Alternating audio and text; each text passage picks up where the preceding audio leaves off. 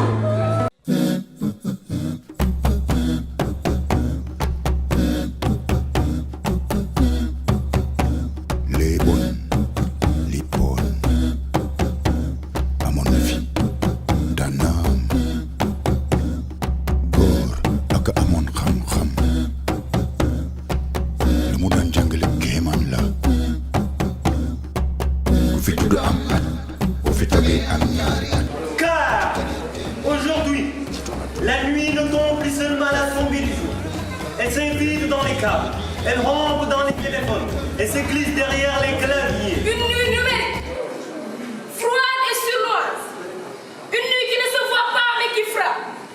Un jour, il a suffi d'un clic, d'un message trompeur, d'un lien glissé dans un sourire et le rêve s'est effondré. Des identités volées, des comptes piratés, des virus et marins faux profit, des enfants piégés dans des jeux de prédateurs. The danger is no longer outside. It is inside. Dans la paume de nos mains, in the out silence of screen.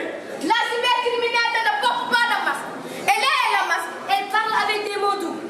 Elle avance sans bruit et frappe sans visage. Et pourtant, elle blesse, elle détruit, elle tue parfois. Elle détruit, Elle tue parfois. Il faut éveiller les consciences. Il faut éclairer les écrans. Il faut redonner aux utilisateurs leur vigilance. aux parents, leur responsabilité. Aux jeunes, leur pouvoir de dire non.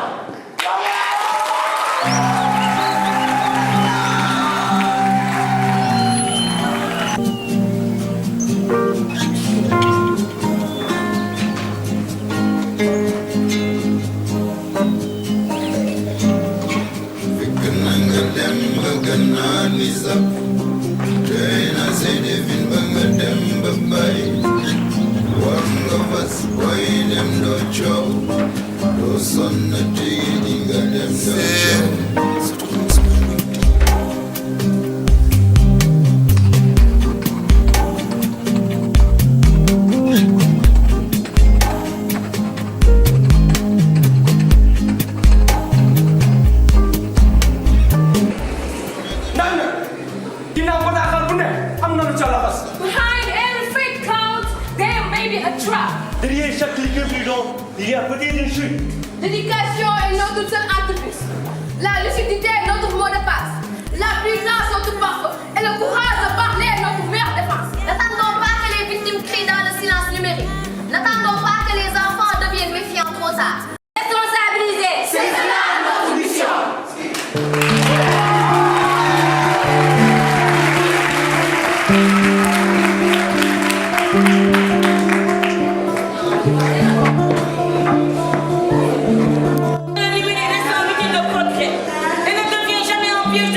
Pour que la lumière ne serve plus jamais à cacher le mal, mais à le dévoiler, à le repousser, à le détruire. Il suffit parfois d'une étincelle.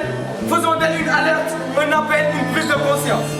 La cybercriminalité est une menace silencieuse qui touche des milliers de personnes, souvent sans qu'elles s'en rendent compte. Elle ne fait pas de bruit, mais elle fait mal. Elle ne laisse pas de traces visibles, mais elle marque profondément. Soyons vigilants. Protégeons nos données, nos proches, nos enfants. N'ouvrons pas la porte au danger derrière l'écran. Parlons-en, écoutons, informons, partageons. Ensemble, brisons le silence numérique. Nous les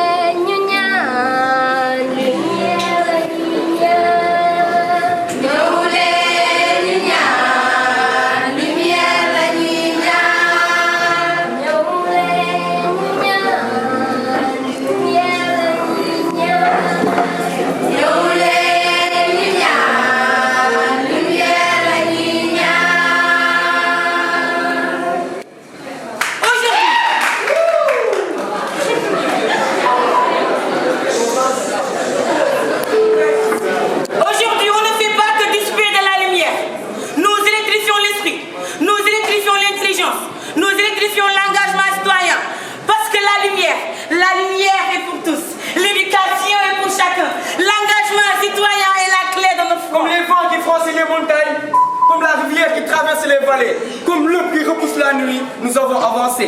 Une lumière pour apprendre, une lumière pour comprendre, une lumière pour agir. Car nous savons, sans lumière, un enfant reste captif de l'ombre, un village reste prisonnier du silence, et un pays retient son souffle au lieu de bâtir son avenir.